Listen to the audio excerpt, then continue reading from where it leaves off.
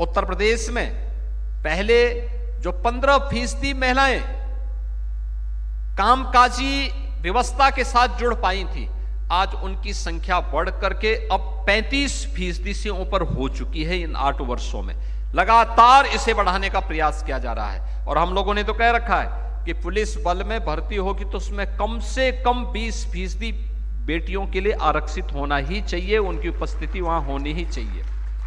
और आज उसका परिणाम हमारे सामने दिखाई दे रहा है।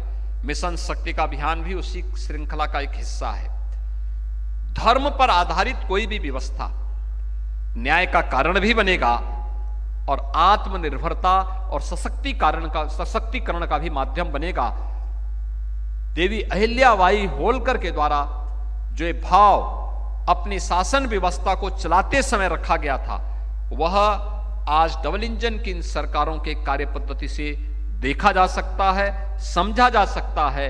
कार्यशाला का उद्देश्य भी इसी भाव के साथ आगे बढ़ाने का है। एक व्यापक जनसंपर्क का कार्यक्रम,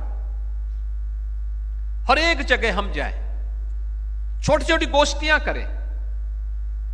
महापुरुष की स्मृति दिवस, ये 300वां उनका जन्म शताब्दी वर्ष है। 31 मई 2025 महारानी अहिल्याबाई होलकर का 300वीं जन्म जयंती का कार्यक्रम होगा। 21 से लेकर के 31 तक उनका पुण्य स्मरण हमें विभिन्न कार्यक्रमों और जन संवाद कार्यक्रम के माध्यम से करना है। इन कार्यक्रमों के बहाने केंद्र और राज्य सरकार की महिला सशक्तिकरण और महिला स्वावलंबन के लिए किए गए कार्यक्रमों को अलग अलग प्रकार से रेखांकित करने के लिए, क्या जो शौचालय बने, 12 करोड़ शौचालय देश के अंदर बने, क्या ये महिला सशक्तिकरण का आधार नहीं था? 80 करोड़ लोगों को फ्री में राशन की सुविधा का लाभ देने की व्यवस्था हुई, क्या यह महिला सशक्तिकरण का आधार नहीं? क्योंकि गृहस्थी का संचालन तो एक नारी करती है, उसको पता है कैसे घर चलाना है। आयुष्मान भारत के माध्यम से जिन 50 करोड़ लोगों को देश के अंदर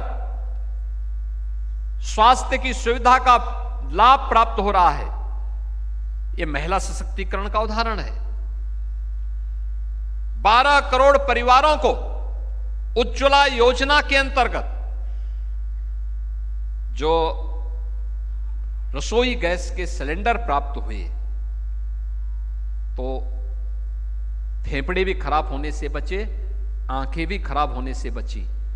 यह भी महिला सशक्तिकरण का एक उदाहरण है। और यही नहीं, यानी यह श्रृंखला केवल यहीं पे थमती नहीं है।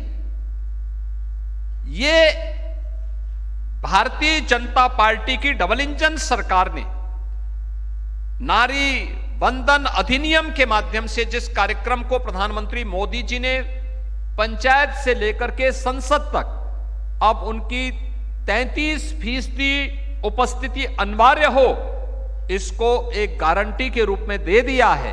ये गारंटी उसी श्रृंखला का हिस्सा है कि आधी आबादी आज जीवन के प्रत्येक क्षेत्र में, वह ग्राम प्रधान हो या देश की संसद में,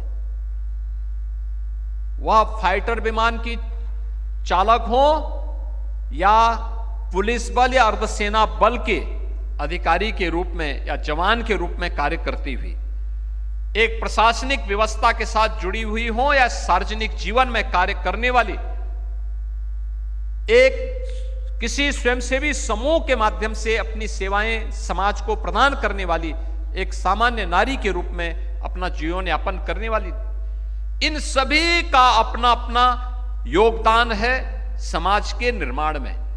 हम उनके सामने जाकर के डबल इंजन सरकार के द्वारा जो कुछ भी किया गया है उसके प्रति कृतज्ञता ज्ञापित करते हुए अगर हम उनको बताएंगे कि ये चीजें हुई हैं और आने वाले समय में ये कार्यक्रम सरकार के द्वारा आयोजित होने वाले हैं,